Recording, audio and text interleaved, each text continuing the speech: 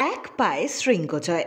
রাষ্ট্রপতির হাত থেকে পেলেন দেশের সর্বোচ্চ পুরস্কার তেনজিং নোরগে অ্যাওয়ার্ড 2023। নাম তার উদয় কুমার। 2015 সালে ট্রেন দুর্ঘটনায় উদয়ের একটি পা কাটা পড়ে, কিন্তু তার অদম্য জেদ তার ইচ্ছেকে দমিয়ে রাখতে পারেনি। ম্যারাথন থেকে শুরু করে পাহাড়ে ওঠা, এক পায়েই অসাধ্য সাধন করে দেখিয়েছে কলকাতার উদয়। এক পায়ে আফ্রিকার কিলিমাঞ্জারো পর্বত আরোহণ করেন উদয়। মাউন্টেনিয়ারিং ইনস্টিটিউট, প্রতিরক্ষা মন্ত্রক এবং গ্রুপ ক্যাপ্টেন জয় কিশোরকে তাদের অবদানের জন্য প্রতি মুহূর্তে ধন্যবাদ জানিয়েছেন উদয় কুমার।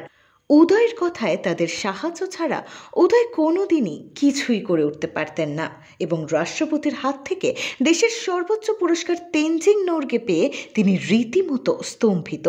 তিনি জানান এসবই স্বপ্নের মতো লাগছে তার, এখনও বিশ্বাস করে উঠতে পারছেন না।